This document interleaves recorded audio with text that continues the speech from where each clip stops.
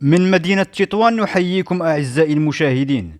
واش مازال كتذكروا السيدة الجزائرية اللي عايشة في المغرب وكانت كتدعي على أنها مغربية مقهورة؟ اليوم تم الحكم عليها بالسجن 3 سنوات نافذة بمدينة تطوان.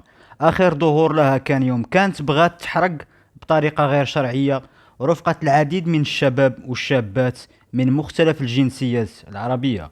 وهاد السيدة كتخرج في بعض المنابر الإعلامية وكطالب المملكة المغربية باش يعطيوها دار وأجرة شهرية، علما أن في بلادها الجزائر ما تقدرش تخرج طالب حتى بحقوقها البسيطة اللي منها توفير الحليب والزيت والبطاطا إلى آخره، يعني توفير المواد الغذائية المهمة والأساسية.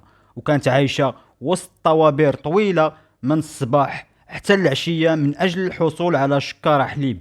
وبعد هجرتها للمغرب أصبحت هاد السيدة كتشري الحليب والمواد الغذائية في بضعة دقائق بدون طوابير. حلم شراء المواد الغذائية بدون طوابير اللي تحقق لها في المغرب. ومن بعد ما شبعات في كرشها ولات كتخرج في منابر إعلامية وكذلك على حساباتها في مواقع التواصل الاجتماعي وكطالب بشي حوايج اللي احنا كمغاربة كنحشمو نطلبوهم لسيدي ربي في الصلاة.